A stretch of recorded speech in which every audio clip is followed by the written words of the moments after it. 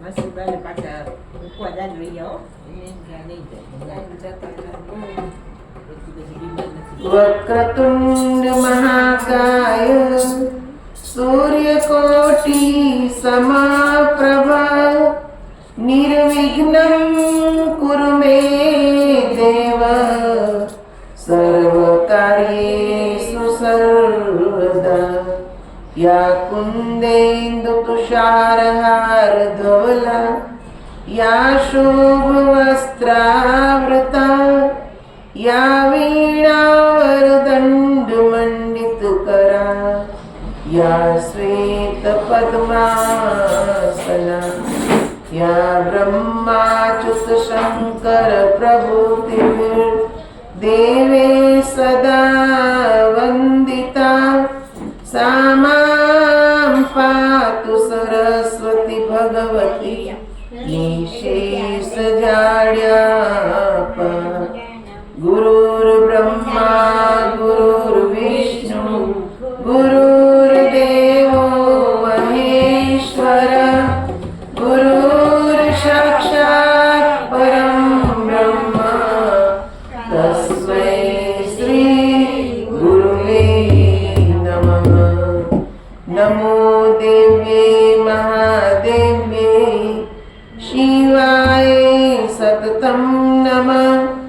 नमः प्रकृते भद्राय नियत प्रणतास्मताम नमस्तुते व्यास विशाल बुद्धे पुल्लारविन्दाय तप पत्र नेत्रम येन त्वया भारत तेल पूर्णः प्रज्वालितो ज्ञानमय प्रदीप। आइए हनुमंत बिराजिए कथा कहूँ मति अनुसार प्रेम सहित गादी धरो पधारिए पवन कुमार सियावर रामचंद्र की जय रघुवीर रामचंद्र की जय पवन सुत हनुमान उमापति महादेव की श्री सद्गुरुदेव की जय बोलोरी भाई सब संतन की जय। मंगल मूर्ति मारुति मंगल मूर्ति मारुति सकल मंगल मूल निकंदन सकल मंगल सकल मंगल मूल निकंदन सकल मंगल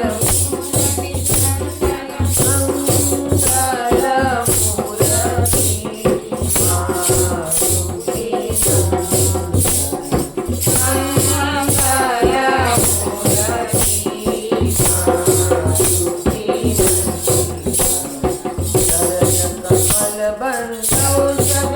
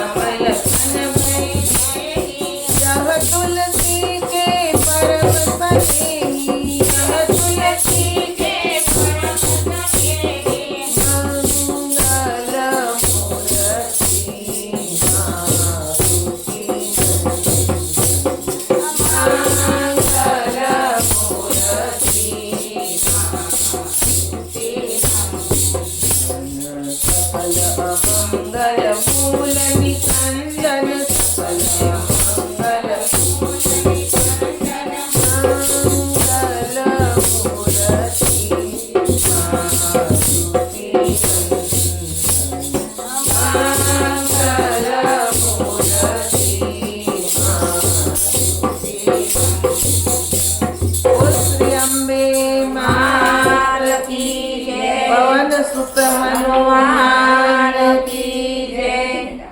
આશા પૂરી માતા મારી આશા પૂરી કરજે. આશા પૂરી માતા મારી આશા પૂરી કરજે. આશા પૂરી કરજે મારા માથે હાથ ધરજે. આશા પૂરી કરજે મારા માથે હાથ ધરજે. આશા પૂરી માત મારી આશા પૂરી કરજે. આશા પૂરી માત મારી આવીને રેજે માડી સદા મારા ભેળી. આવીને રેજે માડી સદા મારી ભેળી. તારી સાથે ખેલવાની આશા છે ઘણેરી. તારી સાથે ખેલવાની આશા છે ઘણેરી. અંધારું અંતર તેરું આવી દૂર કરજે. આવી દૂર કરજે. આશા મારી કરજે. અંધારું અંતર કેરું આવી દૂર કરજે. આવી દૂર કરજે. આશા પૂરી કરજે. આશા પૂરી માતા મારી આશા પૂરી કરજે. આશા પૂરી કરજે. મારે માથે હાથ ધરજે. મળી તારું તેજ મારા દિલમાં પ્રકાશે. મળી તારું તેજ મારા દિલમાં પ્રકાશે. હરતા ફરતા નામ તારું ગાઉં શ્વાસે શ્વાસે. હરતા ફરતા નામ તારું ગાઉં શ્વાસે શ્વાસે. ભક્તિની શક્તિ મારા ઉરમાં તું ધરજે. ભક્તિની શક્તિ મારા ઉરમાં તું ધરજે. ઉરમાં તું ધરજે. આશા પૂરી કરજે. આશા પૂરી માતા મારી આશા પૂરી કરજે. આશા પૂરી કરજે. માથે હાથ ધરજે. આશા પૂરી માતા મારી આશા પૂરી કરજે. આશા પૂરી કરજે. માથે હાથ ધરજે. રામ ભક્ત હું છું તારો માડી મારી થાજે. રામ ભક્ત હું છું તારો માડી મારી થાજે. પ્રેમામૃત પીણું મુજને તારે હાથે પાજે. પ્રેમામૃત પીણું મુજને તારે હાથે પાજે. આંગળીએ રાખી મારી સાથે મારી ફરજે. આંગળીએ રાખી મારી સાથે મારી ફરજે. સાથે મારી ફરજે. આશા પૂરી કરજે. આશા પૂરી માતા મારી આશા પૂરી કરજે. આશા પૂરી કરજે. માથે હાથ ધરજે. આશા પૂરી માત મારી આશા પૂરી કરજે.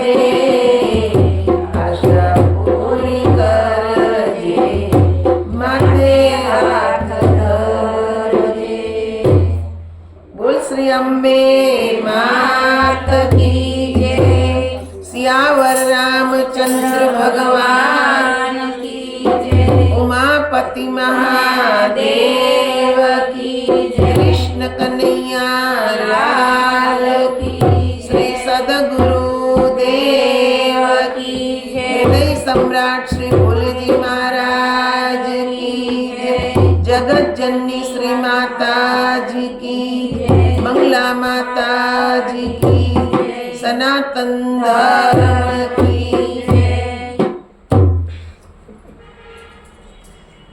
આપણે કાલે જોયું કે માતાએ કેવી રીતે બધા રાક્ષસોનો વધ કર્યો.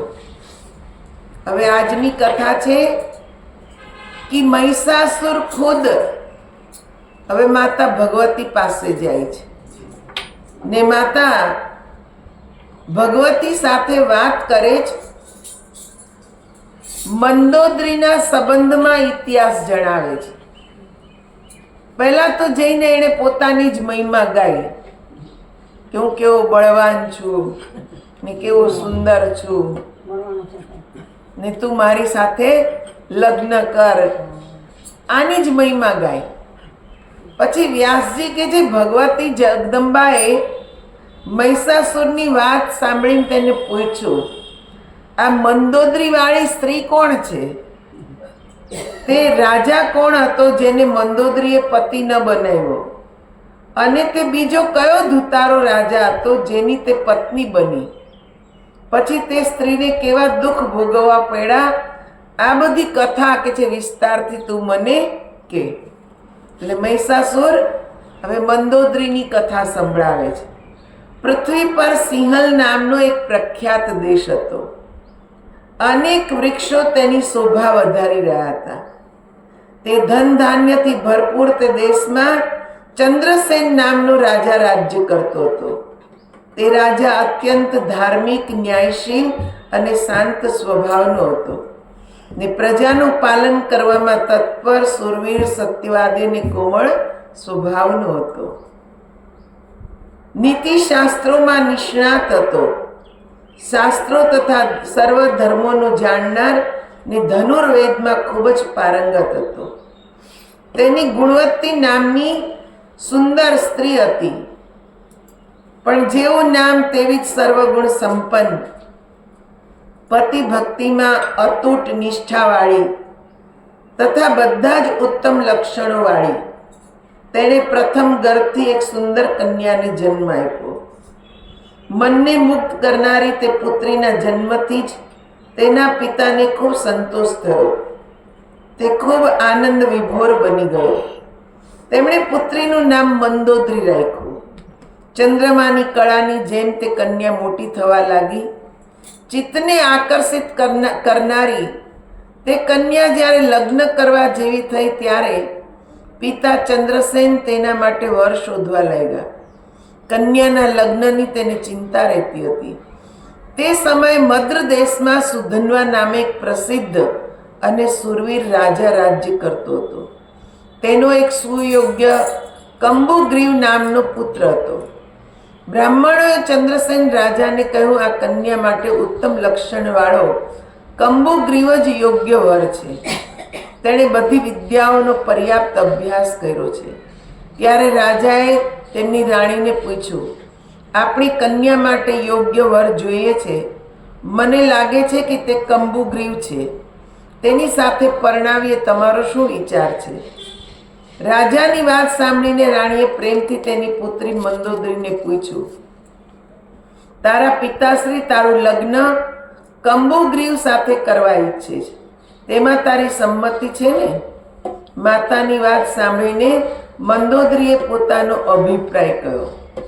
હવે જો આપણે એમ કહીએ કે અત્યારે દીકરીઓ પોતાની જાતે પસંદ કરે, પણ આ તો પહેલેથી ચાલ્યું આવે છે કે દીકરી પોતાની જાતે પોતાના પતિને પસંદ કરે.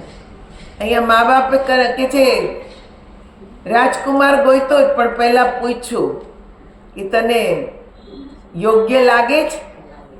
દીકરીની સંમતિ ત્યારે પણ લેવામાં આવતી. વચ્ચે એક સમય એવો આવી ગયો કે જ્યાં મા બાપ દીકરા દીકરીને પૂછતા જ નહીં, ઘોડિયામાં હોય ત્યાં જ નક્કી કરી નાખે. બે મિત્રો હોય ને ઘોડિયામાં હોય બાળકો બે,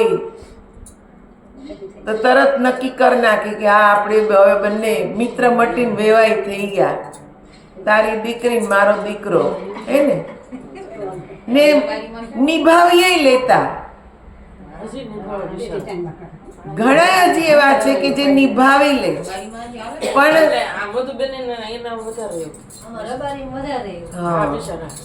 કેમ કે જેમ કે એમ માની લે, જોયું ન હોય તોય ચલાવી લે.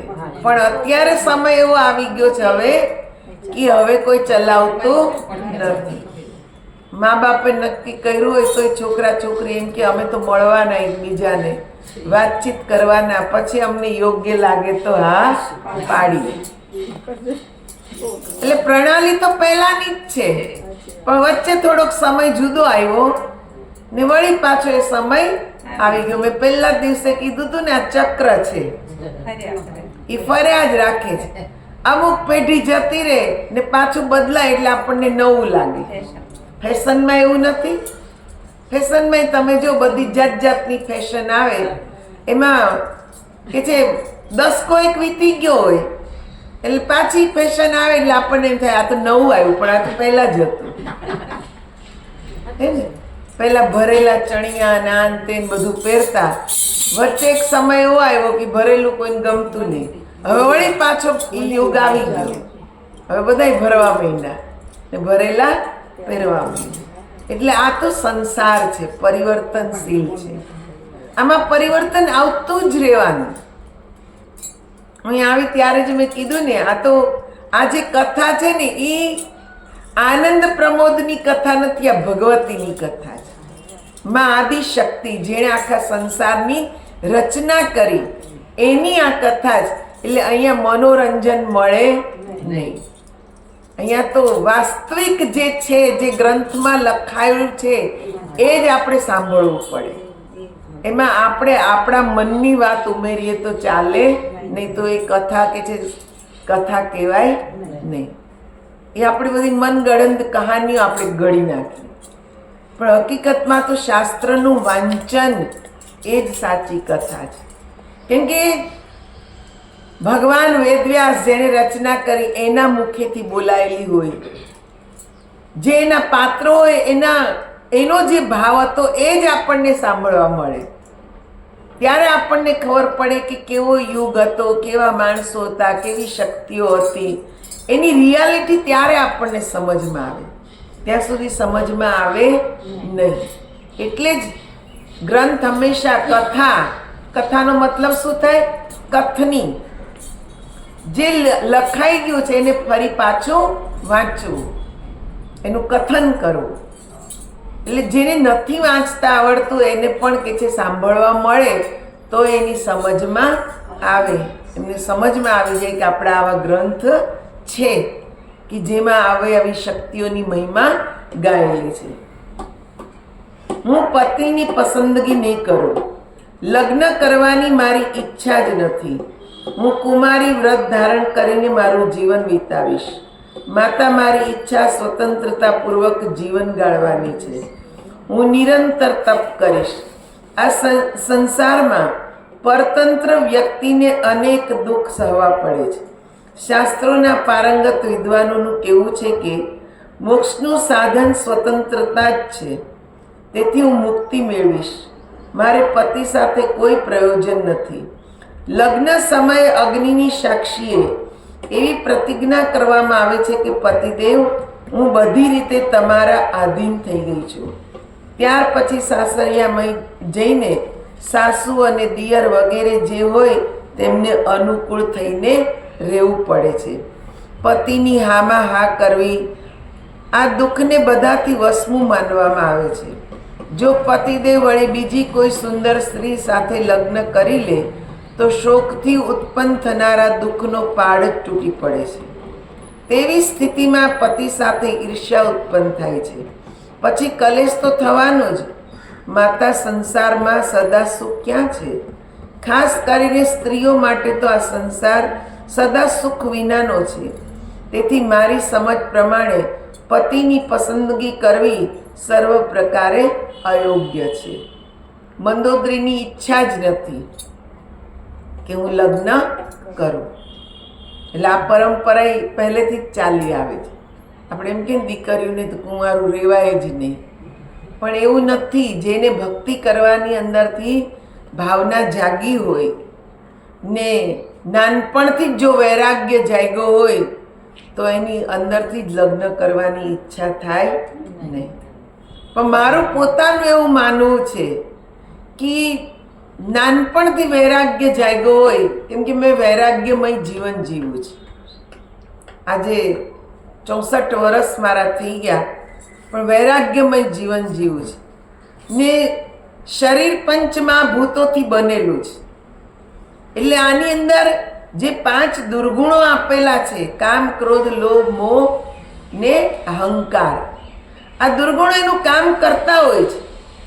પણ આપણામાં સાચો વૈરાગ્ય હોય તો આપણા મનને આપણે ક્યાંય ડગવા દેતા નથી. પરિસ્થિતિઓ તો સામે ઊભી થાય, પણ મન આપણું જો મક્કમ હોય, મનમાં ખરેખર ઈશ્વર વસી ગયા છે, તો તમને કોઈ ડગાવી શકે નહીં. ને જો મન ચલિત થઈ ગયું તો ભાઈ એને પછી કોઈ રોકી શકતું નથી. એટલે લાકડા ભેગા આપણે થઈ જાય ભક્તિ કરતા કરતા, ત્યારે એમ કહેવાય કે હા, આપણું તપ બરાબર પાક્યું. કે આ તો મન છે, ક્યારે ક્યાં ખેંચીને જીવને લઈ જાય. હવે જો મત્સ્યેન્દ્રનાથ બાળ બ્રહ્મચારી હતા, મહાન યોગી હતા. યોગની રચના જ મત્સ્યેન્દ્રનાથે કરી છે. નાથ સંપ્રદાયના પહેલા નાથ. ને છતાંય કાળક્રમે એવો સમય આવ્યો કે ત્રિયા રાજમાં પહોંચી ગયા ને ત્યાંની મહારાણીથી આકર્ષિત થઈ ગયા.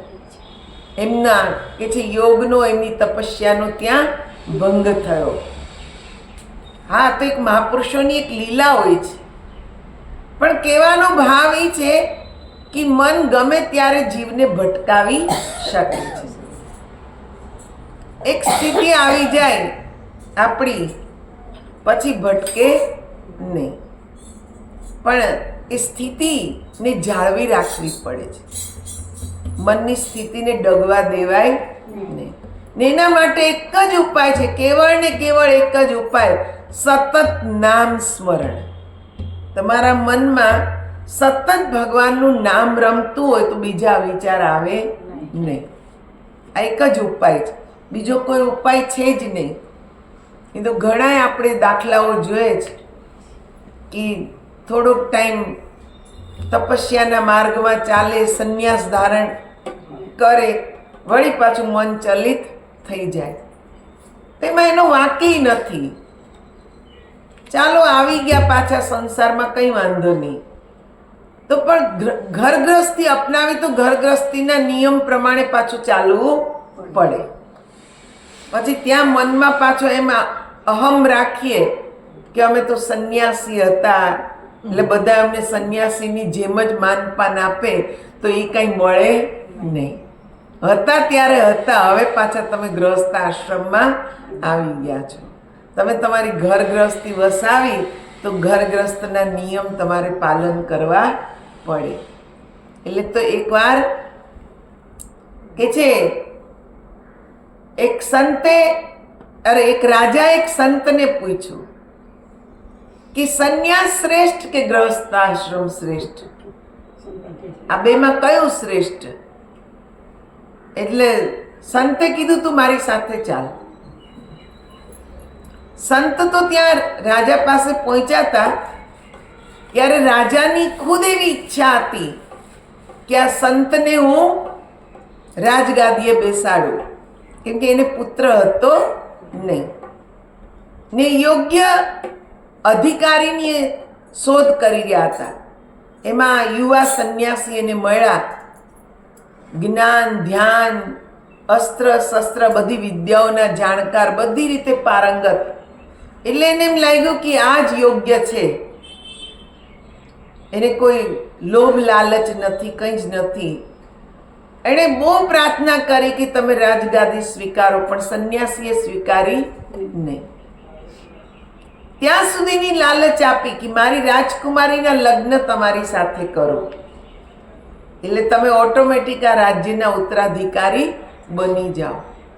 સંન્યાસીએ કીધું નહીં, હું મારા સંન્યાસને લજવીશ નહીં. મેં પ્રણ કર્યું છે કે જીવન પર્યંત હું સંન્યાસી જ રહીશ. એટલે મારે હવે કોઈની સાથે લગ્ન કરવાના નથી થતા, નથી મારે આ રાજ્ય સુખ ભોગવવાનું આવતું. મેં મારો જે ભક્તિનો માર્ગ અપનાવ્યો છે એ માર્ગમાં જ હું ચાલીશ. એટલે એક તો પાક્કું થઈ ગયું કે ગમે એટલી લાલચ મળી, રાજ્યની, સ્ત્રીની, ધનની, પણ એકેયમાં એનું મન ચલિત થયું નહીં. હવે સંત લઈ એને જંગલમાં આવે છે. ત્યાં એક ઝાડ નીચે રાત્રિ વિશ્રામ કર્યો. રાત્રિ વિશ્રામ કર્યો તો કે છે ઝાડ ઉપર એક કબૂતર ને કબૂતરીનું જોડું બેઠેલું. એ વિચાર કરે છે કે આપણે આંગણે બે અતિથિ આવ્યા છે ને આપણે જોઈએ જ કે ભૂખ્યા છે ને આ ઝાડને કોઈ ફળે નથી કે ફળ તોડીને ખાય. ને આપણો ગ્રહસ્થીનો ધર્મ છે કે આપણે આંગણે આવ્યા તો એને ભૂખ્યા રખાય નહીં. તો કબૂતરે કીધું કે તમે એવું કરો, તણખલા ભેગા કરો ને હું ક્યાંકથી અગ્નિ ગોતીને લાવું ને અગ્નિ પ્રજ્વલિત કરીએ ને પછી એમાં હું મારું શરીર હોમી દઈશ તો આ બંને અતિથિ એ શેકાઈ જશે, એટલે અડધું અડધું એને ખાઈ લેશે. તો કબૂતરી કહેવા લાગી કે એમ નહીં, તમે તો મારા પતિદેવ છો, એટલે મારો ધર્મ છે કે અતિથિનું સ્વાગત કરવું. હું મારું જીવન હોમી દઈશ એમાં. તો છેલ્લે નિષ્કર્ષ એવો આવ્યો કે બે જણા છે, એકના શરીરથી એનું પેટ ભરાશે નહીં, એટલે આપણે બંને જ એમાં કે છે આપણા જીવનને હોમી દઈશું ને એ લોકો ખાઈ લેશે. હવે સંત પક્ષીની ભાષા જાણતા હતા, એટલે બધું સમજી ગયા કે આ લોકો શું વાર્તાલાપ કરે છે, ઘૂઘુ ઘૂઘુ કરે છે, પણ એમાં શું વાત થઈ રહી છે એ બધી સંતને ખબર પડે છે. એટલે સંતે રાજાને સમજાવ્યું કે જો આ બંનેની વચ્ચે આ વાર્તાલાપ થાય છે, હવે તમે જોયા રાખો એ લોકો શું કરે છે. કબૂતરીએ તણખલા ભેગા કર્યા. કબૂતર ક્યાંકથી સળગતું તણખલું ગોતી લાવી ને તણખલામાં નાખ્યું, એટલે એમાં ધીરે ધીરે આગ લાગી. જેવું કબૂતર એનું શરીર એમાં હોમવા જાય, સંતે જઈને એકદમ પકડી લીધું. કેમ કે જોવે જ કે આપણી સામે જ આ બંને એના જીવનની આહુતિ આપે, પ્રાણદાન આપે છે. આપણાથી મારો ધર્મ છે સંન્યાસનો કે મારે એને મરવા દેવાય નહીં, મારે પેટની ખાતર હું એને મરવા દઉં નહીં. એટલે કબૂતરને પકડી લીધું. તો કબૂતર સંન્યાસીને કહે છે કે તમે કેમ મને આમાં કે છે આહુતિ આપવા ન દીધી?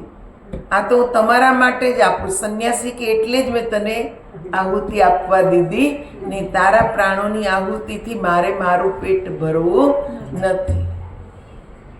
કબૂતરી કે હું કે છે એમાં હોમાઈ જઈશ. સંત કહેવા લાગ્યા કે તમારે પણ આહુતિ દેવાની જરૂર નથી.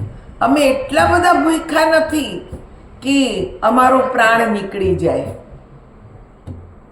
અમારામાં એટલી તો ક્ષમતા છે કે અમે એક દિવસની ભૂખને સહન કરી શકીએ, એટલે તમારે આહુતિ દેવાની જરૂર નથી. ત્યારે સંત રાજાને કહે છે કે જોયું, આ બંને ગ્રહસ્થી છે, એટલે એણે એનો ગ્રહસ્થા ધર્મ નિભાવ્યો કે આંગણે આવેલા અતિથિને ભૂખ્યા સુવાડાય નહીં. મેં મારો ધર્મ નિભાવ્યો, મેં સંન્યાસ લીધો જ, તો હું આ બહારની કે છે માયાના લોભ લાલચમાં હું પણ ફસાયો નહીં. એટલે હે રાજન, દરેક પોતપોતાની જગ્યાએ શ્રેષ્ઠ છે જો એના નિયમમાં આપણે રહીએ તો. સંન્યાસની જગ્યાએ શ્રેષ્ઠ છે, પણ એના નિયમ પ્રમાણે રહેવું પડે, એની મર્યાદાનું પાલન કરવું પડે. ને ગ્રહસ્થીનો ધર્મ જો ગ્રહસ્થી સારી રીતે નિભાવે તો ગ્રહસ્થ આશ્રમ પણ શ્રેષ્ઠ જ છે. સંન્યાસી જે મુક્તિને પામી શકે છે એ જ મુક્તિ ગ્રહસ્થીને પણ મળી શકે છે.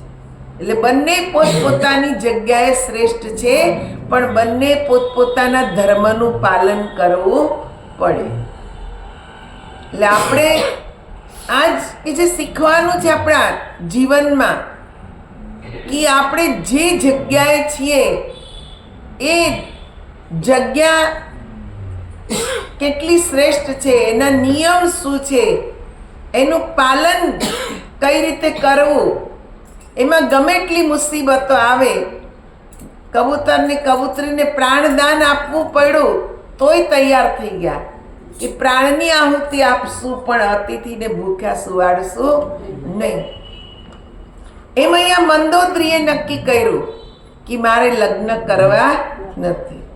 પુત્રી આ પ્રમાણે કહેવાથી તેની માં ચંદ્રસેનને કહેવા લાગી, પ્રભુ, રાજકુમારીની લગ્ન કરવાની ઈચ્છા નથી. તે કુમારી વ્રત પાળવા ઈચ્છે છે, જપ તપમાં જોડાઈને સંસારથી વિરક્ત થવા ઈચ્છે છે. લગ્ન જીવનમાં રહેલા અનેક દોષોથી તે સારી રીતે પરિચિત છે. તેથી પતિ બનવાની વાત તેને બિલકુલ રૂચતી નથી. રાણીની વાત સાંભળીને રાજા ચંદ્રસેને પુત્રીની ઈચ્છા પ્રમાણે તેના લગ્નનો વિચાર છોડી દીધો. તે કુમારી માતા પિતાના રક્ષણ નીચે રહીને ઘરમાં જ સમય વિતાવા લાગી. સ્ત્રીના શરીરમાં જ્યારે યુવાનીના અંકુર ફૂટે છે ત્યારે કામની ઉત્પત્તિ થાય છે. અવસ્થા પ્રમાણે આ સ્વાભાવિક છે. ડગલે ડગલે જ્ઞાનની વાતો કરનારી રાજકુમારીએ વારંવાર પૂછવા છતાં પતિ કરવાની ના પાડી હતી. તેથી જ રાજકુમારી એક દિવસ ગીચ વૃક્ષોવાળા બગીચામાં દાસીઓ સાથે સ્વેચ્છાએ ફરવા ગઈ. ત્યાંની લતાઓ પર ફૂલો ખીલેલા હતા. તે જોઈને પ્રસન્ન મુખવાળી તે રાજકુમારી તે બગીચામાં ફરવા લાગી. તે ફૂલો તોડતી બગીચામાં ફરી રહી હતી ત્યારે તે રસ્તે ભાવિવશ કૌશલ દેશનો વીરસેન નામનો સુરવીર રાજા ત્યાં આવી ચડ્યો. તેની સાથે થોડા સૈનિકો પણ હતા, પરંતુ તે વખતે તે એકલો જ રથ પર બેસીને આવ્યો હતો. તેની સેના પાછળ પગપાળા આવી રહી હતી. દૂરથી જ રાજા વીરસેનને કોઈ એક યુવતીએ જોઈ લીધો. ત્યારે તેણે રાજકુમારી મંદોદરીને કહ્યું, જુઓ, આ રસ્તેથી રથ પર બેસીને કોઈ પુરુષ આવી રહ્યો છે. તે સુંદર પુરુષની ભુજાઓ ખૂબ વિશાળ છે. મારું એવું માનવું છે કે ભાગ્યવશ જ અહીં કોઈ રાજાની પધરામણી થઈ છે. આ પ્રમાણે તે યુવતી કહી રહી હતી તેટલામાં જ કૌશલ નરેશ વીરસેન નજીક આવી ગયો. તેને જોઈને રાજકુમારી મંદોદરીના આશ્ચર્યનો પાર ન રહ્યો. વીરસેન તરત રથમાંથી નીચે ઉતર્યો. તેણે દાસીને કહ્યું, મોટી મોટી આંખોવાળી આ કન્યા કોણ છે? તે કોની પુત્રી છે? મને તરત જણાવો. આમ પૂછતા દાસીનું મોઢું હાસ્યથી છલકાઈ ગયું. તેણે કૌશલ નરેશ વીરસેનને કહ્યું, સુંદર આંખોથી શોભાયમાન વીર, પહેલા આપનો પરિચય આપવાની કૃપા કરો. આપ કોણ છો? અહીં કેમ આવ્યા છો? દાસીના પૂછવાથી વીરસેન તેનો પરિચય આપવા લાગ્યો. આ પૃથ્વી પર એક પરમ અદ્ભુત કૌશલ નામનો દેશ છે. પ્રિયા, હું તે દેશનો રક્ષક છું. મારું નામ વીરસેન છે. મારી પાસે ચતુરંગીણી સેના છે. તે પાછળ આવી રહી છે. રસ્તો ભૂલી જવાથી હું અહીં આવ્યો છું. હું ત્યાંનો રાજા છું એવું જ સમજો. શૈરેન્દ્રીએ કહ્યું, રાજન, આ મહારાજ ચંદ્રસેનની રાજકુમારી છે. તેનું નામ મંદોદરી છે. તે બગીચામાં ફરવા માટે આવી છે. દાસીની વાત સાંભળીને વીરસેને તેને ફરી કહ્યું, શૈરેન્દ્રી, તું અતિ ચતુર છે. તું મારી વાત રાજકુમારીને સમજાવી દે. મારું કેવું છે, સુંદર આંખોવાળી હું કુકુત્સ વંશનો રાજવી છું. કામિની, તું ગંધર્વ વિધિથી મારી સાથે લગ્ન કરવાની કૃપા કર. મારે ઘેર બીજી કોઈ પત્ની નથી, તેથી યુવા અવસ્થાવાળી સુંદર સ્ત્રી હું તને ચાહું છું. તું ખાનદાનની રાજવી પરિવારની કન્યા છે. તારા પિતા મારી સાથે વિધિપૂર્વક લગ્ન પણ કરાવી શકે છે. હું બધી રીતે તારા માટે અનુકૂળ પતિ છું, તેમાં કોઈ શંકા નથી. મહિષાસુર કહેતો હતો. રાજા વીરસેનના ઉપરોક્ત વચન સાંભળીને દાસી રાજકુમારી મંદોદરીને આ સંદેશો આપવા લાગી. તેણે હસતા હસતા મધુર શબ્દોમાં કહ્યું, પ્રિય મંદોદરી, સૂર્યવંશના કુળદીપક આ રાજા અહીં પધાર્યા છે. તે ખૂબ જ સુંદર અને શક્તિશાળી છે. તે ઉંમરમાં પણ તારા જેટલા જ છે. સુંદરી, તેને તારી પ્રતિ આકર્ષણ થઈ રહ્યું છે. મોટી આંખોવાળી રાજકુમારી, તમે લગ્નને યોગ્ય થઈ ગયા છો, પરંતુ તમે વૈરાગી છો તેવું સમજીને તમારા પિતા હંમેશા દુઃખી રહે છે. રાજાએ નિશાસો નાખતા અમને કહ્યું છે કે દાસીઓ, તમે હંમેશા તેમની સેવામાં રહો છો. મારી આ પુત્રીને સમજાવો. તમારી હઠને લીધે અમે તમને કશું કહેતા નથી, છતાં અમારે તમને એક વાત સ્પષ્ટ જણાવી છે કે સ્ત્રીઓ માટે પતિની સેવા એ જ પરમ ધર્મ છે. એમ મનુ મહારાજનું વિધાન છે. પતિની સેવા પરાયણ સ્ત્રીને સ્વર્ગ પ્રાપ્તિ થાય છે. તેથી હે સુંદરી, તમે લગ્ન કરી લો. રાજકુમારી મંદોદરીએ કહ્યું, સખી, મારી પતિ બનાવવાની બિલકુલ ઈચ્છા નથી. હું અદ્ભુત તપ કરીશ. તમે આ કૌશલ નરેશને સમજાવી દો. તે નિર્લજ શા માટે મારી સામે જોઈ રહ્યો છે? શૈલેન્દ્રિએ કહ્યું, દેવી, કામદેવને જીતવું મુશ્કેલ છે. સાથે સાથે કાળની ગતિને પણ ટાળી શકાતી નથી. તેથી હે સુંદરી, તારે મારી સાથે વ્યવહારુ વાતને સ્વીકારી લેવી જોઈએ, અન્યથા એ નિશ્ચિત છે કે તું ભવિષ્યમાં દુઃખી થઈશ. શૈલેન્દ્રની વાત સાંભળીને રાજકુમારીએ તેને કહ્યું, સખી, ભાગ્યવશ જે થવાનું છે તે થશે જ. તેની મને કોઈ ચિંતા નથી, પરંતુ મારો એ નિર્ણય છે કે હું લગ્ન નહીં કરું. મહિષાસુર કહે છે, રાજકુમારી મંદોદરીનો નિશ્ચય જાણીને શૈલેન્દ્રીએ જઈને કૌશલ નરેશ વીરસેનને કહ્યું, રાજન, આપની ઈચ્છા હોય તો ત્યાં આપ પધારી શકો છો. આપ જેવા ખાનદાન રાજવીને પણ તે રાજકુમારી વરવાની ના પાડે છે. દાસીની વાત સાંભળીને વીરસેન ઉદાસ થઈ ગયો. તે સેના સાથે પોતાના દેશમાં જવા માટે પ્રસ્થાન કરી ગયો. રાજકુમારી માટે હવે તેના મનમાં કોઈ સ્પૃહા રહી નથી. મહિષાસુર કહેતો હતો, મંદોદરીની એક નાની બેન હતી, તેનું નામ ઇન્દુમતી હતું. જ્યારે તે કન્યા લગ્ન કરવા લાયક થઈ ત્યારે રાજાએ તેના માટે સ્વયંવર રચ્યો. તે સ્વયંવરમાં દેશ દેશાંતરના રાજાઓ આવ્યા. ઇન્દુમતીએ કોઈ એક શક્તિશાળી રાજાના ગળામાં હાર પહેરાવી દીધો. તે રાજા અત્યંત સુંદર, સુશીલ અને બધા જ શુભ લક્ષણો વાળો હતો. તે સમયે મંદોદરી ઉપર કામનો તીવ્ર પ્રભાવ પડ્યો. તે લગ્ન કરવા આતુર બની ગઈ. ત્યાં તેની નજર કોઈ ક્ષુદ્ર રાજા ઉપર પડી. તે રાજા અત્યંત દુષ્ટ હતો, પરંતુ તે ચતુર લાગતો હતો. ભાગ્યવશ રાજકુમારીના મનને તે ગમી ગયો. ત્યારે મંદોદરીએ તેના પિતાને કેવડાવ્યું, પિતાશ્રી, આપ મારું પણ લગ્ન કરાવી દો.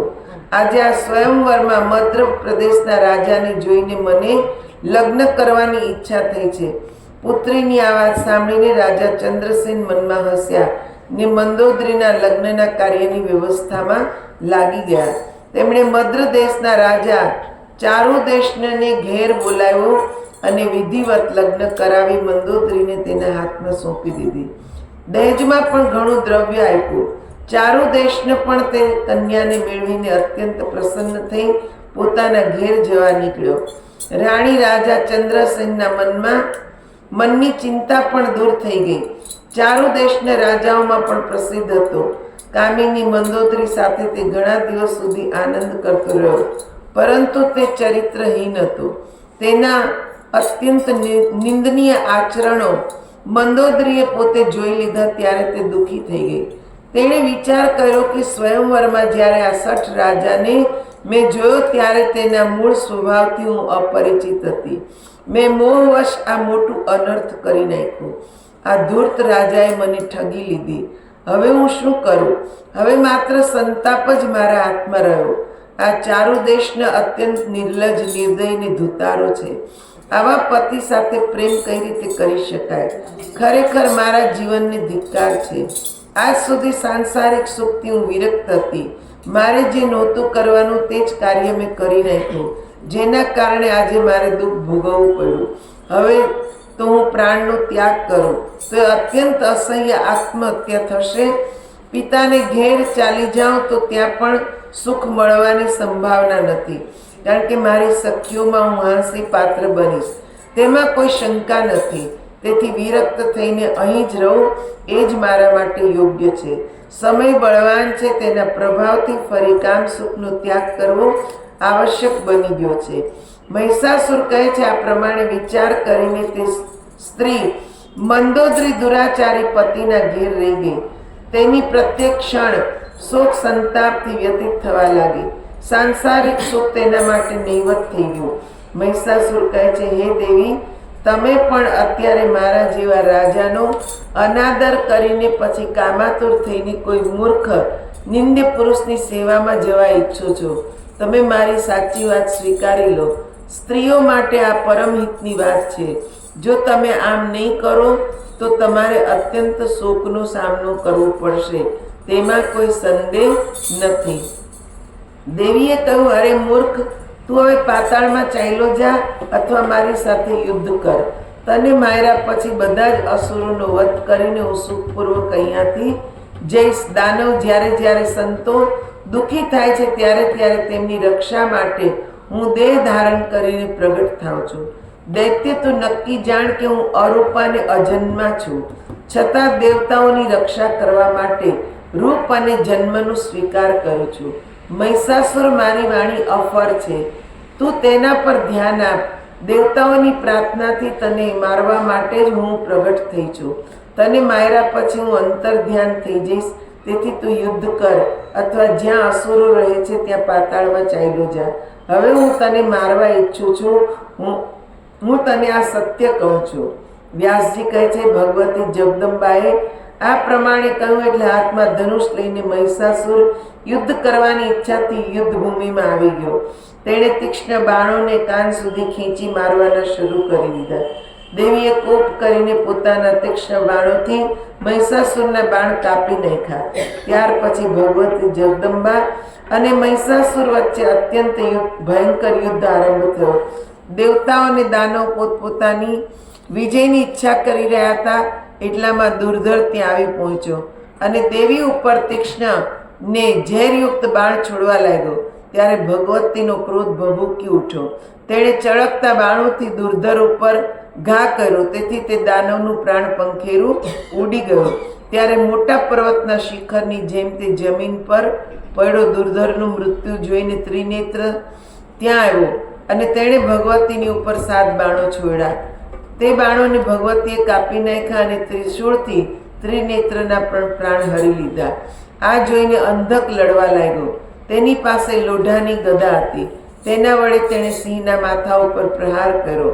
અંધક ખૂબ બળવાન યોદ્ધો હતો, પરંતુ સિંહે તેને પકડીને નખ વડે ચીરી નાખ્યો. તેનું માંસ ખાવા લાગ્યો. આટલા બધા રાક્ષસો સંગ્રામમાં મરાયા છે તે જોઈને મહિષાસુર આશ્ચર્યમાં પડી ગયો. તે દેવી પર બાણ છોડવા લાગ્યો. તે બાણોને પોતાની પાસે આવતા પહેલા દેવીએ તેના કાપીને ટુકડે ટુકડા કરી નાખ્યા ને તેની છાતીમાં ગદા મારી. દેવતાઓ માટે સૂળ જેવો સાબિત થયેલો આ દૈત્ય મહાનીચ હતો. ગદા વાગવાથી તે મૂર્છિત થઈ ગયો. થોડી વાર પછી ફરી યુદ્ધ કરવા લાગ્યો. તેણે પણ તેની ભયંકર ગદા સિંહના માથા પર ફટકારી. ત્યારે સિંહને ભારે ક્રોધ આવ્યો. તે પોતાના નખથી તે દૈત્યને ચીરી નાખવા તૈયાર થઈ ગયો. ત્યારે મહિષાસુર પણ પુરુષની આકૃતિ ત્યાગીને સિંહ બની ગયો અને તેણે દેવીના સિંહને તેના નખથી ચીરવાની ચેષ્ટા કરી. મહિષાસુર સિંહ બન્યો છે તે જોઈને દેવી કોપાયમાન થયા. દેવી પાસે અનેક વિષધર નાગ જેવા ઘાતક તીક્ષ્ણ બાણ હતા. દેવી મહિષાસુર પર તે બાણોથી વૃષ્ટિ કરવા લાગ્યા. ત્યારે તે દાનવ સિંહનું રૂપ છોડીને મદન મસ્ત હાથી બની ગયો. પછી મનુષ્ય બનીને તેણે હાથમાં પર્વતનું શિખર ઉઠાવી લીધું ને દેવી પર ફેંકવા લાગ્યો. ત્યારે તે શિખરને આવતા જ દેવીએ તેના રાઈ રાઈ જેવા ટુકડા કરી નાખ્યા ને મોટેથી હસવા લાગ્યા. તે સમયે એકાએક સિંહ ઉછળ્યો અને ફરીથી હાથી બનેલા મહિષાસુરના માથા પર બેસીને તેનું માથું ચીરવા લાગ્યો. ત્યારે મહિષાસુર હાથીનું રૂપ છોડીને શરભ 8 પગવાળું કાલ્પનિક પ્રાણી બની ગયો અને ક્રોધ કરીને દેવીના સિંહને મારવાનો પ્રયાસ કરવા લાગ્યો. તે દાનવને શરભના વેશમાં જોઈને દેવી ક્રોધિત થયા. તેમણે તરત તલવારથી તેના માથા પર ઘા કર્યો. તે દાનવે પણ દેવી પર ઘા કર્યો. આમ બંને વચ્ચે યુદ્ધ થવા લાગ્યું. તેણે ફરીથી પાડાનું રૂપ લઈ લીધું અને શિંગડાથી દેવીને મારવા લાગ્યો. તેનું તે રૂપ અત્યંત ભયંકર હતું. તેના શિંગડા અને પૂંછડાથી દેવીને ઈજા થવા લાગી. તે દુરાત્મા ખૂબ પ્રસન્ન થઈને હસતો હસતો પૂંછડા અને શિંગડાથી પથ્થરોને ફેરવી ફેરવીને ફેંકતો હતો. બળના અભિમાની તે અસુરે દેવીને કહ્યું, દેવી, હવે તું યુદ્ધ ભૂમિમાં ઊભી રહે. રૂપ અને યુવાનીથી શોભતી દેવી, આજે હું તને અવશ્ય મારીશ. તારી બુદ્ધિ મારી ગઈ છે, તેથી મદાંધ થઈ મારી સાથે યુદ્ધ કરી રહી છે. ખરેખર તું મોહિત થઈ ગઈ હોવાથી તારું બધું બળ વ્યર્થ ગયું છે. તને મર્યા પછી બધા દેવતાઓને પણ હું મારી નાખીશ, જે કપટથી પોતાની પ્રતિષ્ઠા જમાવી બેઠા છે અને તને સ્ત્રીને આગળ કરીને તે ધૂળતો વિજયની આશા કરી રહ્યા છે. દેવી બોલ્યા, મૂર્ખ, વ્યર્થ અભિમાન ન કર. યુદ્ધ ભૂમિમાં ઊભો રહે. હું તને મારીને દેવતાઓને નિર્ભય કરીશ. વ્યાસજી કહે છે, આમ કહીને ભગવતી ચંડિકા તે જ ક્ષણે ત્રિશૂળ ઉપાડીને મહિષાસુર તરફ ઝપટ્યા. તેમના પ્રયાસથી દેવતાઓ ખુશ થયા. તે પ્રસન્ન થઈ તેમની સ્તુતિ કરવા લાગ્યા. તેમણે પુષ્પોની વૃષ્ટિ કરવા માંડી. તેમના મુખેથી વારંવાર વિજય ઘોષ થવા લાગ્યા. દુદંભીઓ વાગવા લાગી. તે વખતે ઋષિઓ, ગંધર્વો, પિશાચ, નાગ, ચારણ ને કિન્નરો આકાશમાંથી યુદ્ધ જોઈ રહ્યા હતા. તેઓને અત્યંત આનંદ થઈ રહ્યો હતો. મહિષાસુર કપટ વિદ્યાનો નિષ્ણાત હતો. તે અનેક પ્રકારના માયામય શરીર ધારણ કરીને યુદ્ધ ભૂમિમાં ભગવતી જગદંબા પર ઘા કરી રહ્યો હતો. ત્યારે ચંડિકાએ તે દુરાત્માની છાતીમાં બળપૂર્વક તીક્ષ્ણ ત્રિશૂળ માર્યું. તે સમયે દેવીની આંખો ક્રોધથી લાલ થઈ ગઈ હતી. ત્રિશૂળ વાગવાથી મહિષાસુર જમીન પર પડી ગયો. એક ઘડી સુધી તેને મૂર્છા આવી ગઈ, પરંતુ તે પાછો ઊભો થઈ ગયો. તે પગ વડે દેવી પર પ્રહાર કરવા લાગ્યો. પગ વડે મારતા મારતા તે ખડખડાટ હસતો હતો. મુખેથી ભયંકર ગર્જના કરતો હતો. તે સાંભળીને દેવતાઓ ગભરાઈ ગયા.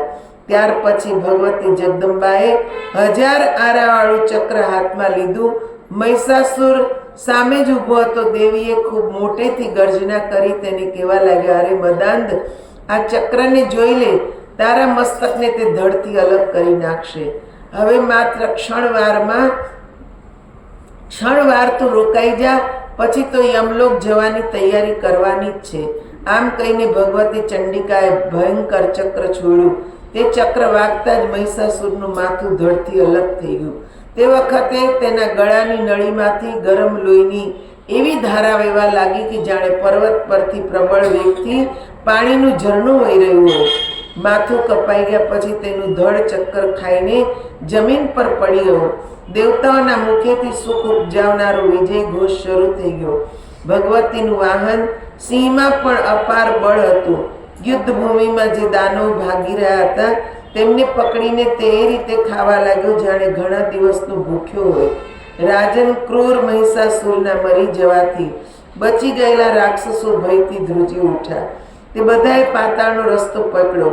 તે દાનવના મરી જવાથી પૃથ્વી પરના જેટલા દેવતાઓ, મુનિઓ, મનુષ્યો તથા બીજા સજ્જન લોકો હતા તે બધાને અપાર હર્ષ થયો. પછી ભગવતી ચંડિકા પણ યુદ્ધ ભૂમિની બહાર જઈ એક પવિત્ર સ્થળમાં બિરાઈ જા. દેવતાઓને સુખી કરવા એ ભગવતીનો સ્વભાવ છે. દેવતાઓ દેવીની સ્તુતિ કરવા તરત ત્યાં આવ્યા. વ્યાસજી કહે છે, મહિષાસુરનું નિધન જોઈને ઇન્દ્ર વગેરે બધા દેવતાઓને અત્યંત હર્ષ થયો. તે ભગવતી જગદંબાની સ્તુતિ કરવા લાગ્યા. દેવતાઓએ કહ્યું, દેવી, તમારી શક્તિના પ્રભાવથી બ્રહ્મા આ જગતની રચના કરવામાં, વિષ્ણુ પાલન કરવામાં અને સંહારના સમયે રુદ્ર નાશ કરવામાં સફળ થાય છે. તેમની પાસે આપની શક્તિ ન હોય તો તે કોઈ રીતે સમર્થ થઈ શકતા નથી. તેથી જગની ઉત્પત્તિ, સ્થિતિ અને નાશનું કાર્ય આપના પર જ નિર્ભર છે. કીર્તિ, મતિ, સ્મૃતિ, ગતિ, કરુણા, દયા, શ્રદ્ધા, ધૃતિ, વસુધા, કમલા, અજપા, પુષ્ટિ, કલા, વિજયા, ગિરિજા, જયા, તુષ્ટિ, પ્રમા, બુદ્ધિ, ઉમા, રમા, વિદ્યા, ક્ષમા, કાંતિ અને મેધા આ બધા તમારા જ નામ છે. એ સમસ્ત વિશ્વ જાણે છે. સંપૂર્ણ જગતને આશ્રય આપવાવાળા જગદંબા, તમારી આ શક્તિ વિના કોણ એવું છે જેમાં કાર્ય કરવાની ક્ષમતા હોય? તમારી શક્તિ વિના કોઈ કંઈ કરી શકતું નથી. ભગવતી, એ નિશ્ચિત છે કે ધારણા શક્તિ પણ તમે જ છો. એ સિવાય કશ્યપ અને શેષનાગમાં પૃથ્વીને ધારણ કરવાની ક્ષમતા ક્યાંથી આવે? માં પૃથ્વી આપનાથી અલગ વસ્તુ નથી. જો એ વાત સાચી ન હોય તો તે અલગ અલગ ભાર ધરાવતું આ જગત આધાર વિના આકાશમાં કઈ રીતે સ્થિર રહી શકે? આપ જગતના ચરાચર પ્રાણીઓને ભોગ ઉપલબ્ધ કરાવવાવાળા છો. 7 પ્રકૃતિઓ અને 16 વિકાર તમારા જ અંશ છે, જેનાથી યુક્ત હોવાથી જીવ જગત અસ્તિત્વ ધરાવે છે. તેથી જીવન દેનારા પણ તમે જ છો. તમે પોતાના નિજજનો એવા દેવતાઓનું જે રીતે પાલન કરો છો તે જ રીતે અન્ય જીવોનું પણ પાલન પોષણ કરો છો. માં બગીચામાં અનેક વૃક્ષો વાવેલા હોય છે. તેમાં ઘણામાં ફળની સંભાવના જ હોતી નથી. છતાં કેટલાક વૃક્ષ કડવા હોય છે અને કેટલાક પાન વિનાના હોય છે. પરંતુ ડાયા લોકો પોતે વાવેલા વૃક્ષોને કાપતા નથી. તેવી રીતે તમે દેવતાઓથી જુદા જે દૈત્યો છે તેમની પણ રક્ષા કરો છો. દેવી, તમે હંમેશા કરુણા રસથી સભર ઓતપ્રોત રહો છો. સ્વર્ગની દેવાંગનાઓ સાથે વિલાસ કરવાની ઈચ્છા રાખનારા શત્રુઓની યુદ્ધભૂમિમાં તમે જે બાણોથી સંહાર કરો છે તે તમારા અદ્ભુત કાર્યમાં તે દેવાંગનાઓની ઈચ્છા જ કારણ છે. જનની અત્યંત વિચિત્ર વાત તો એ છે કે તે કુખ્યાત દાનવોનું સંહાર તમારા સંકલ્પ માત્રથી થઈ શકે છે. તેમ છતાં તમે અવતાર ધારણ કરો છો. ખરેખર આ તમારું મનોરંજન છે, એ સિવાય બીજું કાંઈ નથી. માં સુખ આપનારી વિદ્યા અને દુઃખ આપનારી અવિદ્યા આ બંને તમારા જ રૂપ છે. મનુષ્યના ગર્ભાવસ્થામાં દુઃસહ્ય દુઃખ દૂર કરવાનો તમારો સ્વભાવ છે. જનની, તેથી જ મોક્ષની ઈચ્છા રાખનારા ભાગ્યશાળી લોકો આપની સેવામાં તત્પર રહે છે. ભોગ પ્રધાન અજ્ઞાનીઓને આવો શું અવસર મળવો સંભવ નથી. બ્રહ્મા, વિષ્ણુ, શંકર તથા અન્ય દેવતાઓ તમારા શરણ આપનારા ચરણોની નિરંતર ઉપાસના કરે છે. જે મંદ બુદ્ધિવાળા પ્રાણીઓના મનમાં આપની આરાધનાનો ભાવ જાગતો નથી તેવા માર્ગ ભૂલેલા વ્યક્તિઓને હંમેશા સંસાર સાગરમાં પડ્યા રહેવાની ઈચ્છા થાય છે. ચંડિકા, તમારા ચરણોની રજના પ્રસાદથી સૃષ્ટિના આરંભમાં બ્રહ્માજી અખિલ ભૂમંડળની રચના કરે છે અને વિષ્ણુ તથા રુદ્રને પાલન અને સંહારના કાર્યમાં સફળતા પ્રાપ્ત થાય છે. જે મનુષ્ય તમને ભજતો નથી, શક્તિની આરાધના કરતો નથી, તે ખરેખર અભાગ્યો જ છે. દેવી દેવતાઓ અને દાનવો માટે પણ વાણીની અધિષ્ઠાત્રી તમે જ છો, કારણ કે તમે તેઓના મુખમાં જ જો ન વસો તો મોટા મોટા દેવો પણ બોલી શકવા સમર્થ નથી, અર્થાત મોઢું હોવા છતાં બોલી શકે નહીં. ભગવતી, વિચિત્ર વાત તો એ છે કે શત્રુઓ પણ તમારા દયા પાત્ર છે. તેથી જ યુદ્ધભૂમિમાં મરીને પણ તેઓ સ્વર્ગના અધિકારી બને છે. અન્યથા તેમના હીન કર્મોને લીધે તેઓ નિરંતર નરકમાં જ રહીને અનેક આપત્તિઓથી પીડાતા હોત. તમારા ગુણોનો પાર નથી.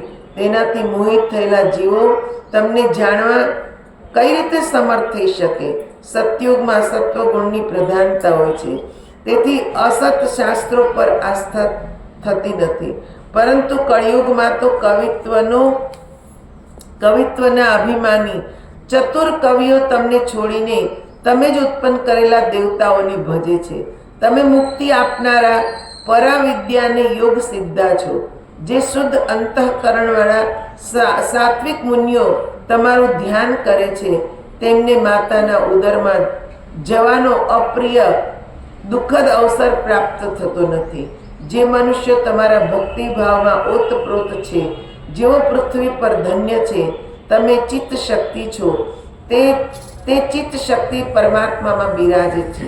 તેના લીધે જ પરમાત્મા નામ અને રૂપથી અભિવ્યક્ત થઈને પ્રપંચરૂપી જગતનું સર્જન કરે છે.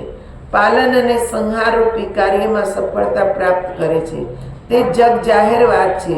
આ પરમાત્મા સિવાય બીજો કોણ છે જે તમારી શક્તિ વિના પોતાના પ્રભાવથી આ કાર્યરૂપ સંસારની રચના, પાલન અને સંહારની વ્યવસ્થા કરી શકે? હે જગદંબા, ચૈતન્ય શક્તિ વિના 24 તત્વો શું જગતની રચના કરવા સમર્થ છે? નહીં, કારણ કે તે જડ છે. જો કે ઇન્દ્રિયો, ગુણ અને કર્મથી યુક્ત હોવા છતાં તમારાથી રહિત હોય તો ફળ આપી શકવાની યોગ્યતા તેમનામાં નથી. મા યજ્ઞોમાં મુનિઓ દ્વારા વિધિપૂર્વક હોમેલા પદાર્થો દેવતાઓને મળે છે. જો તે સમયે સ્વાહા શબ્દનો ઉચ્ચાર ન કરવામાં આવે તો દેવતાઓને તેમનો ભાગ મળતો નથી. તેથી એ નક્કી છે કે વિશ્વના પાલનનું કાર્ય આપના પર જ નિર્ભર છે. સૃષ્ટિના આરંભમાં આ સંપૂર્ણ જગતની રચના આપે જ કરી છે. દિશાઓના રક્ષણનું કાર્ય કરતા વિષ્ણુ અને રુદ્ર વગેરે જે મુખ્ય દેવતાઓ છે તે પણ આપના દ્વારા સુરક્ષિત છે. પ્રલય કાળમાં પણ આપની સત્તા સમાપ્ત થતી નથી. તમારા આદ્ય ચરિત્રને દેવતાઓ પણ જાણતા નથી, પછી સાધારણ મનુષ્ય તો ક્યાંથી જાણી શકે? આ મહિષાસુર અત્યંત નિર્દય હતો. તમે તેને મારીને દેવતાઓની રક્ષા કરી છે. આપનો અપાર મહિમા વેદો પણ જાણી શકતા નથી, પછી અમે મંદ બુદ્ધિવાળા ક્યાંથી જાણી શકીએ? હે અંબિકા, તમે અમારા આ દુષ્ટને મારીને જગતમાં મહાન કાર્ય કર્યું છે. આ દુષ્ટ જગત માટે કંટકરૂપ હતો. તેને મારવાથી આ જગતમાં આપની કીર્તિ ફેલાય છે. કૃપા કરીને અમારી રક્ષા કરો. બોલ શ્રી આદિશક્તિ જગદંબે મૈયા કી જય. વ્યાસજી કહે છે, આ પ્રમાણે દેવતાઓની સ્તુતિ સાંભળીને દેવી મધુર સ્વરથી કહેવા લાગ્યા, આદરણીય દેવતાઓ, આ સિવાય બીજું કોઈ અસાધ્ય કાર્ય હોય તો જણાવો. જ્યારે જ્યારે દેવતાઓ માટે મુશ્કેલ કાર્ય ઉપસ્થિત થાય છે ત્યારે મને યાદ કરવાથી હું તરત જ તમારું સંકટ દૂર કરીશ. કેટલી સરસ સ્તુતિ દેવતાઓ દ્વારા કરવામાં આવી, હે ને? બધું ભગવતી જ સર્વસ્વ છે. કીધું ને કે કવિઓ પહેલા સતયુગ, ત્રેતા, દ્વાપરમાં તો લોકો ભગવતીની મહિમા થોડી થોડી જાણતા હતા. કેમ? કેમ કે સતયુગમાં ધર્મ 4 ચરણ ઉપર હતો, ત્રેતામાં 3 ચરણ ઉપર આવ્યું, દ્વાપરમાં 2 ચરણ ઉપર ધર્મ હતો, ને આ કલયુગમાં ખાલી 1 જ ચરણ છે ધર્મ. 3 ચરણ ઉપર અધર્મ છે. અને એટલે જ કીધું, જે કવિઓ યાની વિદ્વાનો જે છે એ તમારી મહિમા ગાવાનું છોડી ને દેવતાઓની મહિમા ગાય છે, એના ગુણગાન કરે છે. પણ હે ભગવતી, બધે જ તમે છો. તમારાથી જ આ સૃષ્ટિનું સર્જન થયું. તમે જ પાલન કરો છો ને તમે જ સંહાર કરો છો. નહીં તો આવા ભયંકર રાક્ષસોને મારવા કઈ સહેલું કામ હતું? કેટલું ભયંકર કે છે રૂપ હતું એ લોકોનું. પણ ભગવતીએ એના કરતા વધારે ભયંકર રૂપને એવી અદ્ભુત શક્તિ કે જે પ્રગટ કરી ને બધા જ અસુરોનો સંહાર કર્યો. આગળ શુંભ, નિશુંભ, ચંડ, મુંડ આ બધા જ કે છે રાક્ષસો છે, રક્ત બીજ, આ બધા જ રાક્ષસોને ભગવતીએ માર્યા. એની એ કથા આગળ આવે છે. પણ મૂળ વસ્તુ શું છે કે પરાશક્તિ છે. પરા એટલે જે આ સંસારની માયામાં ફસાયેલી નથી, એનાથી ઉપર છે. એ પરાશક્તિ આપણી અંદર નાભી કમળમાં છુપાયેલી છે. આપણામાં એ શક્તિ છે. મેં પહેલા દિવસે કીધું હતું, આપણા બધી જ સ્ત્રી જગદંબાનો જ અવતાર છે. આપણી જ નાભી કમળમાં એ પરાશક્તિ સુષુપ્ત અવસ્થામાં છે. જાગૃત ક્યારે થાય? આપણને સદગુરુ સાચા મળે, જેની શક્તિ જાગૃત થયેલી હોય એ આપણી શક્તિને જાગૃત કરી શકશે. ને જ્યારે આપણે શક્તિને જાણીને એનું ધ્યાન કરવા લાગીએ, હું એક કે છે લેખ વાંચતી હતી, એમાંય કે જે આપણે એમ કહીએ મને બધાથી પ્રેમ છે, એમાં એ સંત પૂછે છે કે ખરેખર પ્રેમ છે બધાથી? આપણે ખરેખર આપણા બાળકોને, આપણા માતા પિતાને, આપણા ભાઈ બહેનને, આપણા પતિને ખરેખર પ્રેમ કરીએ છીએ? નહીં. કેવળ શરીરનો પ્રેમ છે, સ્વાર્થનો પ્રેમ છે. એ જ્યારે પૂરો થાય એટલે તું કોણ ને હું કોણ. ઘણીવાર એવા ભાવ આવતા હશે. તમે તો ગૃહસ્થ આશ્રમમાં છો, તમને વધારે ખબર પડે છે. જ્યારે ખરેખર પ્રેમ જાગે ને આપણી અંદર, ચાહે ગૃહસ્થી હોય, સંન્યાસી હોય, તપસ્વી હોય, દરેકની અંદર પ્રેમ છુપાયેલો છે. પ્રેમ ક્યાં છે? હૃદયમાં. એ હૃદયમાંથી પ્રેમ કંઠમાં આવે ને ત્યારે ઓટોમેટિક આપણી વાણીમાં મધુરતા આવી જાય. ઓટોમેટિક ભાષા જ બદલાઈ જાય. છે તો હૃદયમાં જ પ્રેમ, ને હૃદયમાં પ્રેમ જાગૃત થવા લાગે એટલે આપણી અંદર પહેલાં તો ત્યાગની ભાવના જ આવે. જેના માટે પ્રેમ હોય એના માટે આપણે બધું ત્યાગીએ. તમે જો બાળકો નાના હોય ત્યારે મા એને પ્રેમ કરે છે, કરે જ ને? એના માટે કેટલું બધું ત્યાગે. પોતાની ભૂખ, પોતાની ઊંઘ, પોતાના બધા સુખ બધું ત્યાગે જ ને. કેમ? બાળકથી પ્રેમ છે.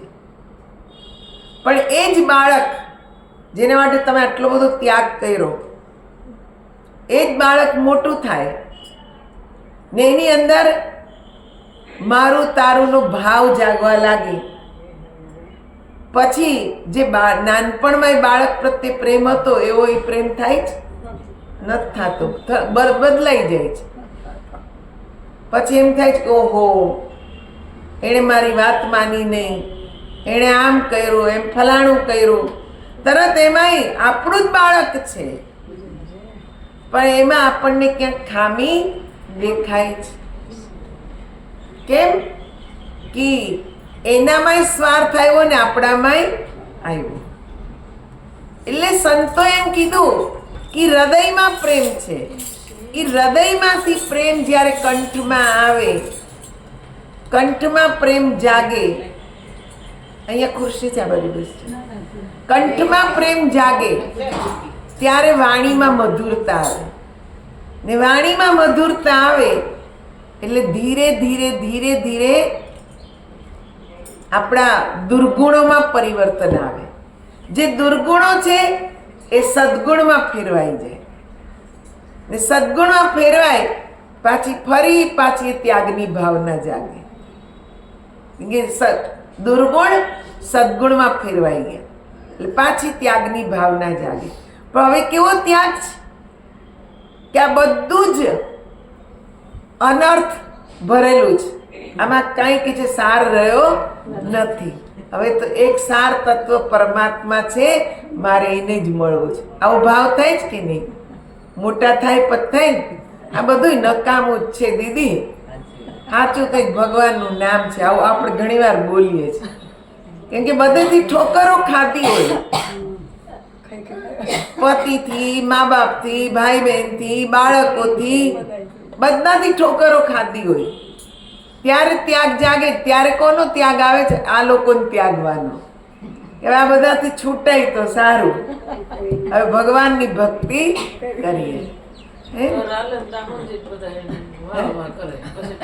હા, શરીરમાં તાકાત છે ત્યાં સુધી જ બધા વાહવા કરે, પછી ઠોકરો જ છે. એટલે જ અહીંયા કીધું, આખું આપણે જે વાંચ્યું દેવતાઓની સ્તુતિમાં ભગવતી માટે, આ સ્તુતિનો સાર એટલો જ છે, પરમ તત્વને, પરાશક્તિને ઓળખો. આપણામાં જ છે શક્તિ, ક્યાંય બહાર ઓળખવા જવાની જરૂર નથી. આપણામાં જ, આપણી જ નાભી કમળમાં સુસુપ્ત અવસ્થામાં એ શક્તિ પડેલી છે. પણ એને જાગૃત કરવાની છે ને એ કઈ રીતે જાગૃત કરવી એની રીત જ ગુરુ બતાવે છે. એટલે જ ગુરુની જરૂર છે, બાકી ગુરુની જરૂર નથી. એ આપણને શક્તિ જાગૃત કરવાનું સાધન બતાવી દે છે કે આ એની રીત છે, આ સાધન છે, હવે કરવા લાગો. એ બતાવી દે છે. પછી કરવાનું આપણે જ. આપણે કરીએ નહીં તો કંઈ લાભ થાય નહીં, પણ એ કરવાનું જ. એટલે અહીંયા દેવતા માં ભગવતી તેજ પુંજથી, બધા જ દેવતાઓના તેજથી ભગવતી પ્રગટ થયા. હવે દેવતાઓની શક્તિ હતા, બધાએ પોતાના આભૂષણ આપ્યા, અસ્ત્ર શસ્ત્ર આપ્યા, બધું ભગવતીને આપ્યું. પણ ભગવતીની સ્વયં જે પરાશક્તિ છે એ ભગવતીએ જાગૃત ના કરી હોત તો એ અસુરોને મારી શકત નહીં. એમણે શક્તિને જાગૃત કરી. એમ આપણે આપણી શક્તિને જાગૃત કરવાની. બહારના ભલ્યા કે છે ન મરે, પણ આપણી અંદરના દુશ્મન જો આપણાથી મરે ને તોય આપણો ઉદ્ધાર થઈ જાય. એ જ આપણને 5 દુર્ગુણ જે બહુ મોટા છે, એમાંથી જ ઈર્ષા, દ્વેષ, મારું તારું, માન અપમાન બધું એમાંથી જ નીકળે છે. શેમાંથી? કામ, ક્રોધ, લોભ, મોહ ને અહંકાર. આમાંથી જ બીજા બધા દુર્ગુણો ઉત્પન્ન થાય છે. એટલે પહેલા આ બધા ઉપર કંટ્રોલ લાવવાનું છે, પણ આપોઆપ ના આવે. મેં કીધું નામ જપ સતત ચાલતો હોય તો જ બધાથી દૂર રહેવાય, નહીં તો રહેવાતું નથી. ક્યારે મન ચલિત થઈ જાય કઈ નક્કી નહીં. દેવતાઓએ કહ્યું, હે દેવી, આ મહિષાસુર અમારો મહાશત્રુ હતો. આજે આપના હાથે તે કાળનો કોળિયો બની ગયો, તેથી અમે બધા કાર્યો સંપન્ન થઈ, અમારા બધા કાર્યો સંપન્ન થઈ ગયા. હે જગદંબે, અમને આપની અવિચળ ભક્તિ આપો, તેથી અમારા ચિત્તમાં નિરંતર આપના ચરણ કમળનું સ્મરણ રહ્યા કરે. એમણે ભક્તિ જ માગી ને. આ છેલ્લે તો ભક્તિ જ છે. ભક્તિ એટલે સમર્પણ. આપણને ભગવાન પ્રત્યે પ્રેમ છે તો જ રોજ આપણી ઊંઘ છોડીને અહીંયા 2 કલાક બેસીએ છીએ. ભક્તિ છે તો ને. ભક્તિ ના હોય તો ન છૂટે. એવી ઊંઘ આવે ને એમ થાય કે 5 મિનિટ હજી જરાક સૂઈ લો, પછી સત્સંગમાં જવું જ છે. પણ ખરેખર ભગવાનથી પ્રેમ હોય, માં ભગવતીથી પ્રેમ હોય તો આપણને તરત 3:30 થાય ને ત્યાં ઓટોમેટિક એમ થાય કે ના, હવે આ બિસ્તર છોડો, મારે સત્સંગમાં જવાનું. આ ત્યાગ ને જે ત્યાગ કર્યો ને ભગવાન પ્રત્યેનો, હાલાકી ભગવાન પ્રત્યેનો આ ત્યાગ નથી, પણ કહેવાય છે એવું. ત્યાગ તો આપણે આપણા માટે જ કર્યો. શેનો? ઊંઘનો. આપણા કલ્યાણ માટે. કે મન ભગવાનમાં પરોવાય, કંઈક સત્ય સમજાય તો આ જીવને શાંતિ મળે. કોના માટે ત્યાગ કર્યો ઊંઘનો? આપણે આપણા માટે. પણ નામ કોનું આવે? ભગવાન. કે ભગવાનની કથા ચાલુ છે ને, દેવી ભગવતીની કથા ચાલુ, હાલો હું જાઉં ને હું જઈને ત્યાં સાંભળું. હે ને? તો ભક્તિનું નામ જ છે ત્યાગ. હે માં, તમે લોકોના હજારો અપરાધોને સહન કરો છો, તે જાણવા છતાં મનુષ્ય આપ જગત જનનીની ઉપાસના કેમ નથી કરતો? માં તો દયાળુ છે ને. એ આપણા કેટલાય અપરાધો માફ કરે છે, કેટલાય અગણિત. કેમ કે આપણે પલે પલે કંઈક ને કંઈક અપરાધ તો કરીએ જ છીએ. એ બધાય માફ કરે છે. તોય આપણે એને જાણવાનો પ્રયત્ન કરતા નથી કે ઉપાસના કેમ નથી કરતા. આ શરીર રૂપી વૃક્ષ પર 2 પક્ષીઓ બેઠેલા છે. કયા? આ શરીર રૂપી આ વૃક્ષ છે, આના ઉપર 2 પક્ષી બેઠેલા. તે બંને મિત્ર છે, ત્રીજો કોઈ મિત્ર નથી જે અપરાધ સહી શકે. તેથી આ પરમ મિત્ર રૂપા પરમેશ્વરીને છોડીને જીવ બીજી કોની કૃપાથી પોતાનું કલ્યાણ કરશે? દેવતાઓ અને મનુષ્યોમાં પણ તે જીવ પાપાત્મા, અભાગ્યો અને અધમ છે, જે અત્યંત દુર્લભ મનુષ્ય શરીર મેળવીને તમારા ભજનથી વિમુખ છે. આ સત્ય વાત અમે મન, વાણી ને કર્મથી વારંવાર દોહરાવીએ છીએ. હે દેવી, સુખ અને દુઃખમાં આપ અમારું એકમાત્ર શરણ છો. તમે બધા જ આયુધોથી અમારી નિરંતર રક્ષા કરો. આપના ચરણોની રજ સિવાય અમારું કોઈ શરણ નથી. વ્યાસજી કહે છે આ પ્રમાણે દેવતાઓની સ્તુતિ પછી દેવતાઓની સ્તુતિ પછી ભગવતી દેવી ત્યાંથી અંતર ધ્યાન થઈ ગયા. બોલો આદિશક્તિમાં જગદંબે મૈયા કી જય. આ શરીરરૂપી વૃક્ષના બે પક્ષી કયા? એક તો આપણો આત્મા અને બીજું આપણું મન. આ મન જ્યાં ત્યાં ભટકાવે છે. ઈ કે છે ભગવતી, હે માં ભગવતી, આપના ચરણોમાં અમને સ્થિર થવા દેતું નથી. જન્મેજયનો પ્રશ્ન શ્રી વ્યાસજી દ્વારા દેવીનું મણિદ્વીપ પધારવું તથા રાજા શત્રુઘ્નના રાજ્યની સર્વોત્તમ સ્થિતિનું વર્ણન કરવું. હવે જન્મેજય રાજાને રાજા શત્રુઘ્નની કે છે જે રાજ્યની સ્થિતિ છે સર્વથી ઉત્તમ એનું વર્ણન કરે છે. જન્મેજયે કહ્યું, મુનિવર, ભગવતી જગદંબાનો પ્રભાવ જગતને શાંતિ આપનાર અને શ્રેષ્ઠ છે. હું હવે તે જાણી શકું છું. હે બ્રાહ્મણ શ્રેષ્ઠ, આપના મુખ કમળથી નીકળેલી આ અમૃતમય કથાનું રસપાન કરતા કરતા હું ધરાતો નથી. દેવીનું આ પરમ પાવન ચરિત્ર ઓછા પુણ્યવાળા મનુષ્યો માટે દુર્લભ છે. ભગવતી જગદંબાનું આ લીલા ચરિત્ર દેવતાઓ અને મોટા મોટા ઋષિઓ માટે પણ કવચનું કામ કરે છે. મનુષ્યને સંસાર સાગરમાંથી તારવા માટે આ ચરિત્ર એક સુદૃઢ નૌકા છે. વેદોના પારંગત વિદ્વાનોનું કહેવું છે કે ધર્મ, અર્થ અને કામ પુરુષાર્થ માટે પ્રયત્ન કરતા મનુષ્યોએ ખાસ કરીને આ કથારૂપી અમૃત રસનું પાન કરવું જોઈએ. કારણ કે આ અમૃત રસને મુક્ત જનો પણ પીવા માટે પ્રયત્નશીલ રહે છે. ત્યારે જેને મુક્તિ મળી નથી તેવા લોકો શા માટે ન પીએ? શું કહે છે કે જે મુક્ત થઈ ગયા છે એ લોકોને ભગવતીની મહિમા સાંભળવાનું ગમે છે. ખાલી મહિમા સાંભળવાનું ગમતું નથી એમને, એનું ધ્યાન કરવું પણ ગમે છે. તો કે જે અજ્ઞાની જીવ છે એને કેમ મન નથી થતું? કલ્યાણ તો એનું થવાનું છે ને. જે ભક્તિ કરે એનું કલ્યાણ થાય. આપણે આગળ શું જોયું કે દેવતાઓની રક્ષા કરે છે, મનુષ્યોની કરે તો દૈત્યોની પણ કરે છે. ભગવતીના કે છે એમની દ્રષ્ટિમાં કોઈ ભેદ નથી. જે એને ભાવથી ભજે એનું એ કલ્યાણ કરવા તૈયાર છે. ભારત વર્ષમાં મનુષ્ય શરીર મળવું દુર્લભ છે. તે મેળવીને પણ ભક્તિ વગરના જે લોકો ભગવતીની આરાધના કરતા નથી તે ધન ધાન્યથી વંચિત થઈને રોગી અને સંતાન વિનાનું જીવન વ્યતીત કરે છે. પહેલી વાત તો ભારત વર્ષમાં જન્મ લેવો ને એ જ દુર્લભ છે. પણ લોકોને આપણો દેશ ગમતો જ નથી. અત્યારના જે યંગ બાળકો છે એ લોકોને ગમતું જ નથી અહીંયા રહેવું. બહારના દેશમાં જવું છે.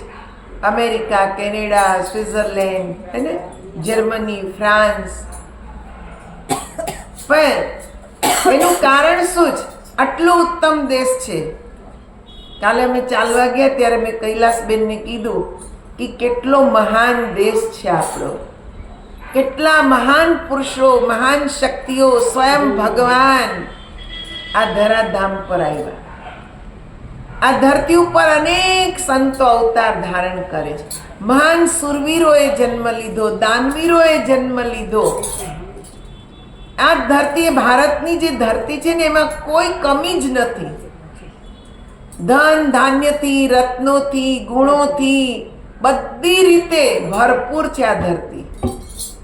પણ ખામી ક્યાં છે? આપણી મેન્ટાલિટીમાં. આપણી જે નિમ્ન કક્ષાની વિચારધારા છે એમાં ખામી છે. આપણને સરકારે ઘણું સમજાવે કે બધે સફાઈ રાખો, સફાઈ રાખો. આપણે આપણા ઘરના આંગણામાં બહાર જ કચરો નાખી દે છે. બીજે તો સાફ કરવા જતા જ નથી. પણ જ્યાં આપણે રોજ ચાલવું છે, રોજ બેસવું છે ત્યાંથી આપણે કચરો ઉપાડવા તૈયાર નથી. હવે વિચાર કરો, ક્યાંથી દેશ સ્વચ્છ થાય? આ જ્યારે આ બન્યું ત્યારે હું અહીંયા આવતી જોતી, કેટલી સફાઈ, કેટલી સુંદરતા હતી અહીંયા. ને અત્યારે આપણે જ રહીને કેટલો કચરો કર્યો, કેટલી ગંદકી કરી, આપણે જ કર્યો ને. કબીર સાહેબ પાસે એક ભક્ત ગયો ને એણે એમ કીધું કે મારે ભગવાનને ઓળખવા છે. તો કબીર સાહેબે એને એમ કીધું, પહેલા તો એક ગુણ તું આમાંથી ગોતી લાવ, બધામાંથી ક્યાંકથી એક ગુણ ગોતી લાવ. ઈ જાય છે, બધે જાય, કચરો જોયો તો કચરાનો ઢગલો, ત્યાં આમ હાથ ઉપાડવા ગયો કે આમાં એક દુર્ગુણ છે. તો કચરાએ કીધું, ખબરદાર મને હાથ ઉપાડતો નહીં, હું તો એકદમ સ્વચ્છ જ, આ ભૂમિ સ્વચ્છ જ હતી, પણ આ કચરાનો ઢગલો તે જ કર્યો છે, મેં કર્યો નથી.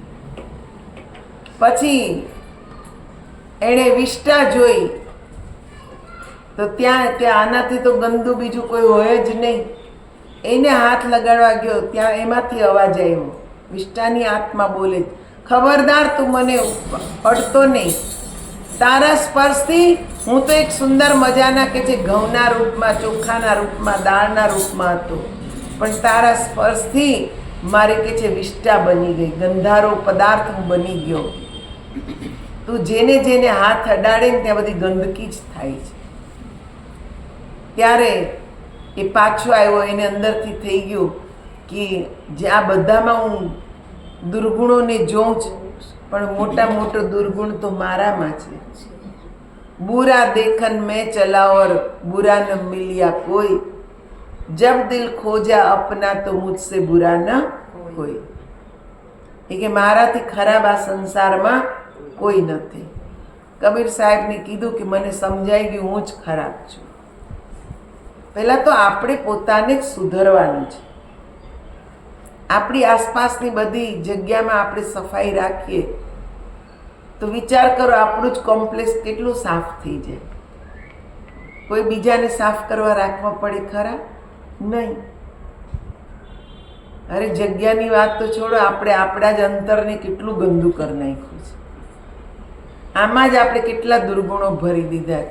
અરે તે સાંભળ્યું, ફલાણા નામ થયું, ઢીકડા નામ થયું. આ લોકોની બુરાઈ જોઈ જોઈને આપણે આપણા અંતરને ખરાબ કરી નાખ્યું, ગંદુ કરી નાખ્યું છે. લોકોના દુર્ગુણ જોવાથી આપણને શું ફાયદો થવાનો? કાંઈ લાભ થવાનો નથી. એટલે આપણે આપણને સુધારવાના. આ કથા એમ કહે છે કે સ્વયંને સુધારો, સ્વયંને ઓળખો, ને આપણને ખુદ આપણી ઓળખાણ થઈ જાય ને તો આપણું આજુબાજુનું વાતાવરણ સ્વચ્છ થવા લાગે. આપણું આજુબાજુનું વાતાવરણ સ્વચ્છ થાય તો આપણું કોમ્પ્લેક્સ સ્વચ્છ થાય, આપણું નગર સ્વચ્છ થાય, દેશ સ્વચ્છ થાય, મહાનતા આપોઆપ આવે. પણ પહેલાં મનુષ્યએ પોતાને ખુદને જ સુધારવાનું છે, સમજવાનું છે કે મારું કર્તવ્ય શું છે. આગળની કથા આપણે આવતીકાલે જોશું. બોલ સિયાવર રામચંદ્ર ભગવાન કી જય. આદિ શક્તિ માં જગદંબા મૈયા કી જય. ઉમાપતિ મહાદેવ કી